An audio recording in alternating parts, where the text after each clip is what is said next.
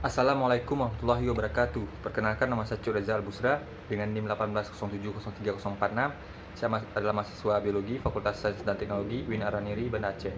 Pada kesempatan kali ini saya akan menjawab soal UAS dari mata kuliah pengelolaan sumber daya pesisir yang dibimbing oleh Pak Ilham Zulfahmi. Pertanyaan yang pertama yaitu, banyak nelayan miskin. Kenapa banyak orang ingin berinvestor di bidang perikanan? Jadi pertama-tama, sumber daya pesisir atau sumber daya di perikanan itu sangat berlimpah, yang membuat orang-orang sangat ingin terjun ke dalam bisnis atau usaha di bidang perikanan tersebut. Sehingga sebenarnya jika kita melakukan investor di bidang perikanan itu potensinya sangat besar. Dan hubungannya dengan nelayan miskin mungkin karena pemerintah yang kurang memerhatikan masyarakat-masyarakat kecil atau nelayan kecil, sehingga para nelayan tersebut tidak bisa mengelola fasilitas ataupun memfasilitasi dengan baik, misalnya seperti kapal, seperti alat-alat tangkap ikan dan lain-lainnya. Kemudian soal yang kedua yaitu, adakah kaitan antara kelestarian mangrove dan kesejahteraan masyarakat pesisir?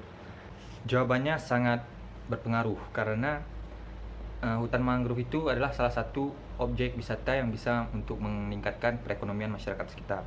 Kemudian di hutan mangrove tersebut juga menjadi hidupnya habitat satwa langka yang nantinya mungkin bisa berpotensi juga sebagai daya tarik untuk tempat tersebut.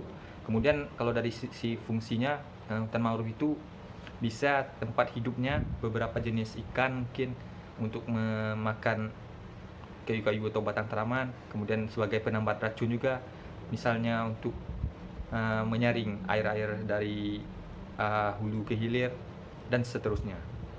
Kemudian pertanyaan yang ketiga yaitu, armada tangkap ikan Indonesia masih didominasi oleh kapal berukuran kecil.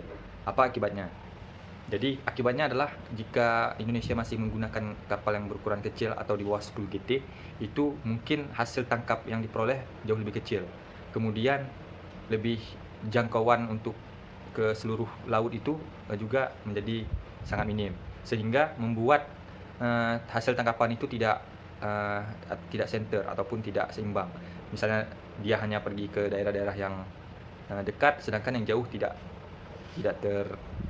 terdatangi, sehingga hasil tangkapan pun menjadi lebih sedikit, dan itu membuat mungkin sumber daya yang ada di perairan ataupun laut tersebut menjadi kurang maksimal.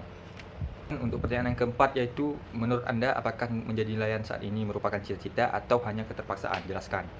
Jadi menurut saya, menjadi nelayan ini sebagian mungkin ada cita-cita, sebagian mungkin hanya keterpaksaan.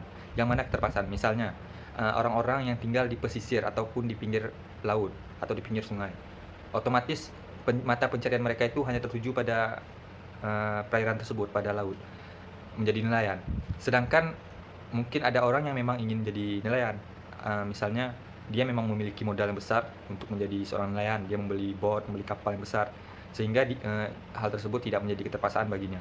Dan mungkin yang akan menjadi tugas pemerintah adalah bagi nelayan-nelayan yang berada di pesisir tersebut, yang mungkin dalam kutip keterpaksaan, bisa lebih difasilitasi lagi, misalnya diberikan bot, diberikan alat pancing dan sebagainya. Kemudian yang kelima, apa skill yang Anda harapkan dengan mengikuti mata kuliah pengelolaan sumber daya pesisir ini?